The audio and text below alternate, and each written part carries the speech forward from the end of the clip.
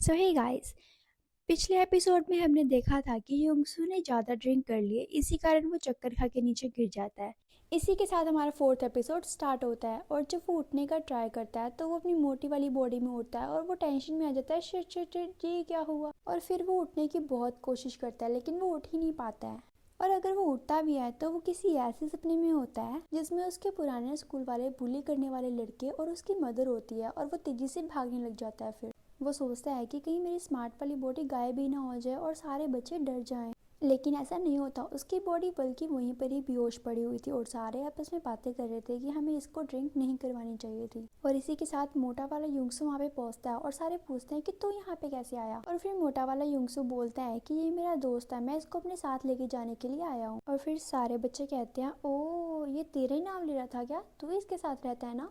और फिर मोटा वाला युंगसू कहता है कि नहीं, मैं इसके साथ नहीं रहता हूँ, मुझे इसके रूममेट ने भेजा है। और फिर सभी सोचते हैं कि इसका रूममेट तो बहुत ही हट्टा कट्टा होगा, अगर इसे कुछ हो गया तो इसका रूममेट हमें नहीं छोड़ेगा। उसके बाद युंगसू अपनी अच्छी वाली बॉडी को वहाँ से लेके जाने लगता है। तभी बाहर आते ही सभी बच्चों के सामने एक गेम था जहाँ पंच मारना था, जहाँ पे जिंगसो को अपना एक पैतरा आजमाना था।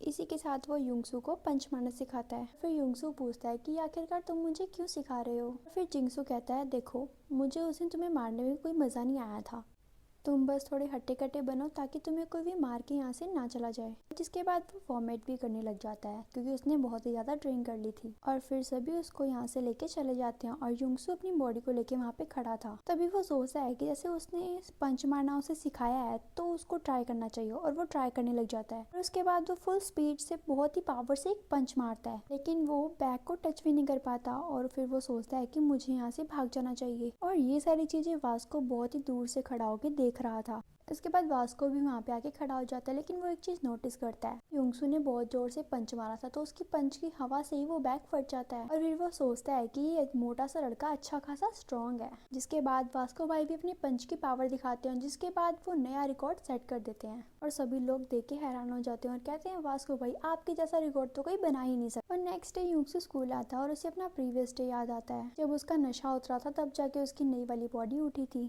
वो स्कूल के अंदर आते ही सबसे पहले जीहू से मिलता है क्योंकि जब वो लास्ट टाइम जीहू से मिला था तो वो अपनी पुरानी वाली बॉडी में मिला था, जिसके कारण वो उसे कहता है कि कल तुम क्यों नहीं आए।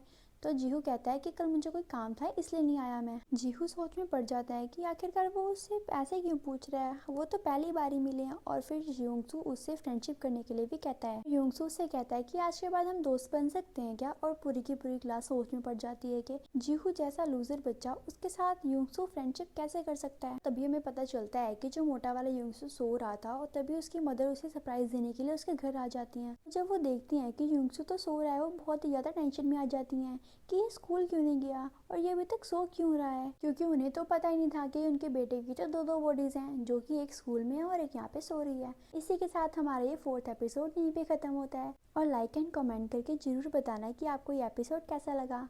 मिलते हैं नई वीडियो में, तब तक के लिए टाटा।